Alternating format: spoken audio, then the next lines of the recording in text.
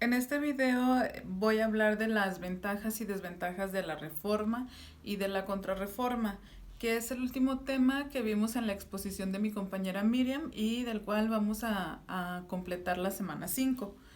Voy a comenzar hablando con un escrito que yo hice de ventajas completamente de reforma y de contrarreforma. Comienzo con las ventajas de la reforma, las cuales una de ellas es la libertad religiosa, que permitió la diversidad de interpretaciones religiosas y surgimiento de diversas denominaciones cristianas. El énfasis de la Biblia, el cual promovió la interpretación directa de las escrituras, lo que llevó a una mayor comprensión individual de la fe.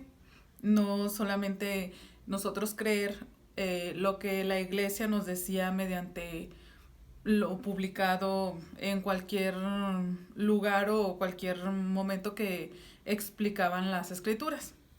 Este ya podía haber como iniciación, o sea, iniciativa propia de entender las cosas.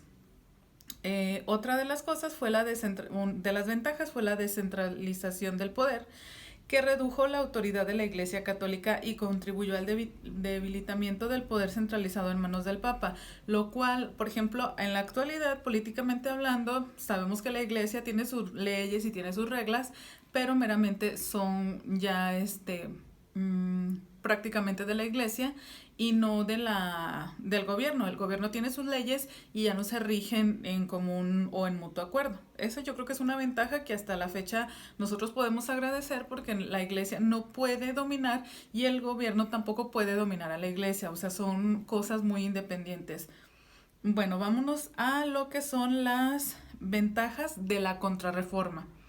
La preservación de la unidad contribuyó a mantener la unidad dentro de la Iglesia Católica en un momento en que estaba amenazada por la reforma. Hablamos de la reforma protestante, por supuesto. Por ejemplo, calificó las doctrinas católicas respondiendo a las críticas de la reforma establecida por la ortodoxia, la renovación espiritual, y tuvieron impactos significativos en la historia europea y en el desarrollo del cristianismo. Ahora, vamos a la parte de las desventajas de la reforma, no me quiero extender mucho, pero en sí vamos a hablar de, por ejemplo, la división religiosa. Es una de las desventajas, porque también ahí se acaba como la unión um, de cosas significativas que pues también marcaba la iglesia. Las confusiones doctrinales, los conflictos político-religiosos, que es donde abarca pues lo que les estoy comentando, que es la división de la iglesia a la política. Ahora vamos, por ejemplo, con las desventajas de la contrarreforma. La intolerancia religiosa, la censura y represión, la persistencia de problemas internos. Ambos movimientos trajeron consigo consecuencias mixtas. Ya sea la ventaja o la desventaja, tuvo impactos positivos y negativos en la historia y en el desarrollo del cristianismo.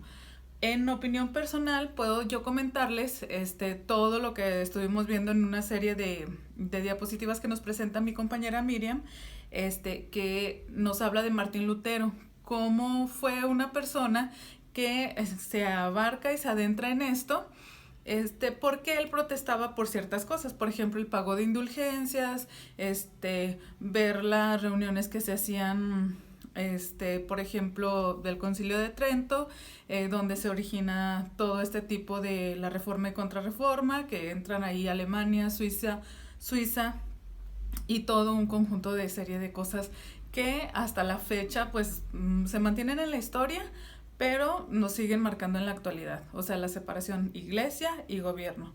Por mi parte es todo respecto a la reforma y contrarreforma, y esta fue mi conclusión. Gracias.